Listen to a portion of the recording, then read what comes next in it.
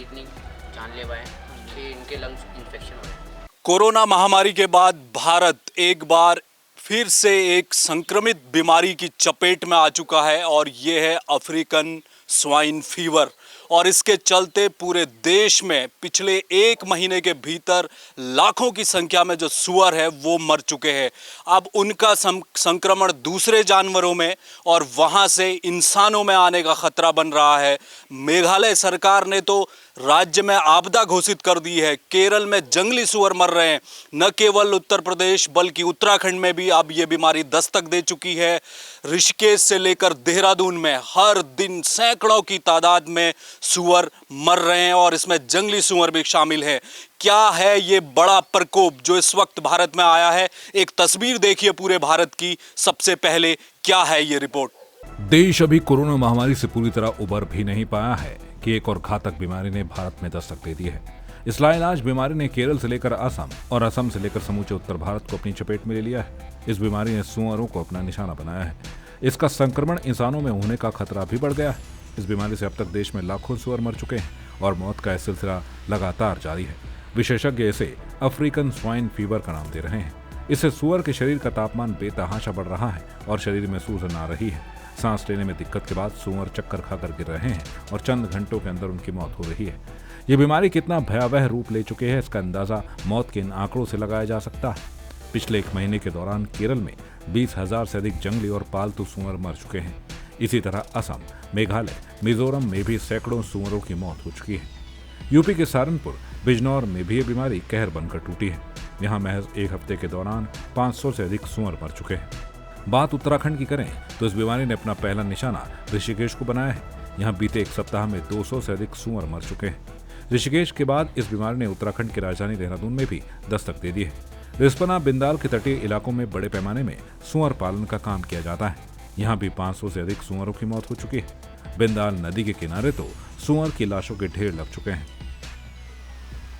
ये भयावह तस्वीर बताती है कि कितना खतरा है और वो खतरा लगातार बढ़ता जा रहा है। सरकारें संजीदा हैं लेकिन अभी और तेजी से कार्रवाई करने की कोशिश अब की जानी चाहिए क्योंकि बहुत सारा एक वर्ग है जो सूअर का मांस खाता है। अगर ऐसे इंसानों में ये वायरस और ये बीमारी पहुंच गई तो आप सोच सकते हैं हालात कितने बद से बदतर हो जाएंगे। अब चूंकि पूरे उत्तराखंड की अगर मैं इस वक्त बात करूं तो सूअर पालन से जुड़ा हुआ एक बहुत बड़ा वर्ग है जो रोजगार आजीविका का साधन है, वो आप अपने सूअरों को मरते हुए देख रहे हैं। उत्तराखंड का आंकड़ा हमने आपको बताया।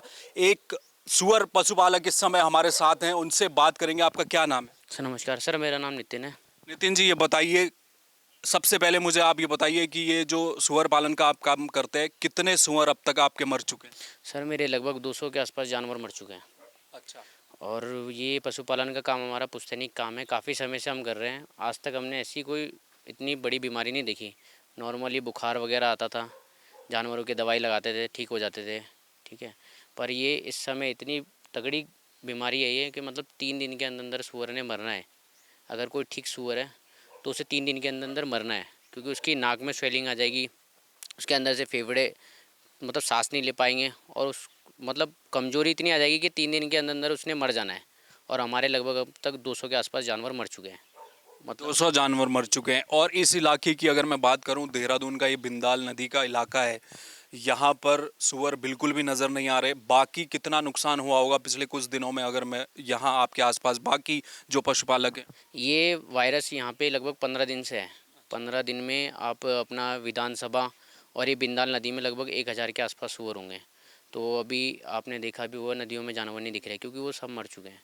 मतलब अभी कुछ मुश्किल से मुश्किल 100, 200, 500 जानवर रह चुके होंगे कुछ, बाकी तो सब लगभग मर चुके हैं। क्या कर रहे हैं आप? जानवर मर रहा है, सूअर मरने के बाद कैसे उनको आप डिस्पोज ऑफ कर रहे हैं, उसके लिए क्या कर रहे हैं? सर हम लोग क्या करते हैं, जहाँ वो मर जाता है वहीं उसके आसपास ही गड्ढा खोदते हैं, ठीक है। नमक लेके आते हैं, ब्लीचिंग लेके आते हैं, उनको वहीं दबाते हैं और बस ये कर रहे हैं। जो दुकानें हैं जहाँ पर सूअर का मांस बिकता है, यूपी सहारनपुर में, बिजनौर में, अब बहुत बड़ी पैमाने पर वहाँ भी सूअर मर रहे हैं। वहाँ से देहरादून भी आते हैं, ऋषिकेश में बहुत बड़ी संख्या में मर रहे हैं। तो सूअर के जो मांस की दुकानें हैं उनकी क्या स्थिति है? क्या वहाँ सप्लाई बंद हो चुकी है, क्या है?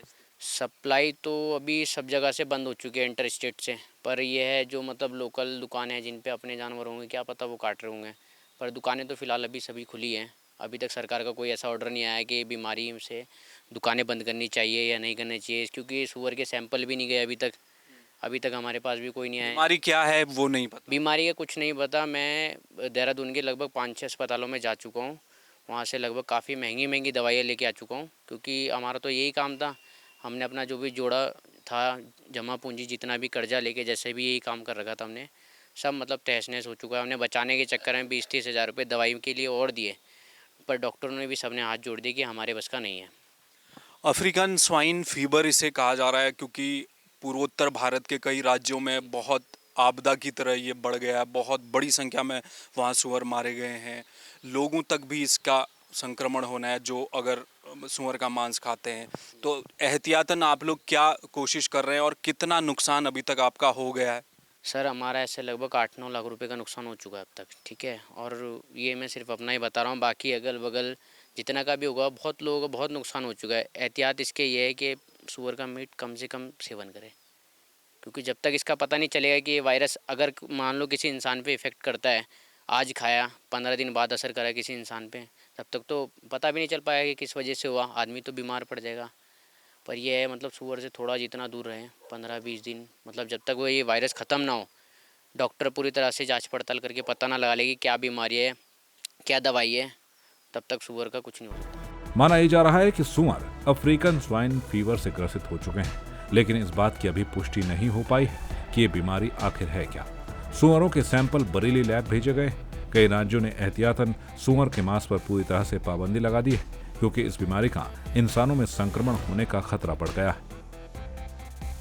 लगातार मर रहे सूअर अब लोगों के लिए भी खतरा बनते जा रहे हैं। इस बात से आंख नहीं मूंदी जा सकती है। पूरे देश में ये भयावह बीमारी फैल चुकी है और अब ये सामने निकल कर आ रहा है कि न केवल घरेलू जो सूअर पाले जाते हैं वो, बल्कि जंगली सूअर में भी ये वायरस पहुंच चुका है। इसकी जद में सूअर आ चुके हैं। केरल में बड़ी संख्या में जंगली सूअरों के मरने की खबर है। ऋषिकेश में, उत्तराखंड के देहरादून में, सहारनपुर में, बिजनौर में, इन तमाम इलाकों में बड़े पैमाने पर सूअर मारे गए हैं। अब कोशिश ये कर रहे हैं, जो बचे हैं जिंदा बाड़ों में, लोग कोशिश उनके मरने का इंतज़ार कर रहे हैं या फिर उन्हें मारने की भी तैयारी की जा रही है, क्योंकि यहाँ से बीमारी आगे और बढ़ सकती है। कई जगह से जो सैंपल लिए गए हैं वो बरेली भेजे गए हैं, दूसरी लैब में भेजे गए हैं। ये जानने की कोशिश की जा रही कि आखिर ये जो अफ्रीकन स्वाइन फीवर जिसे कहा जा रहा है वो कितना घातक है और वो आगे कहाँ तक जाकर रुकेगा। ये इस समय एक बड़ा संकट है जो भारत के सामने खड़ा है। कैमरामैन प्रतीक के साथ हेमवर, जय भारत टीवी।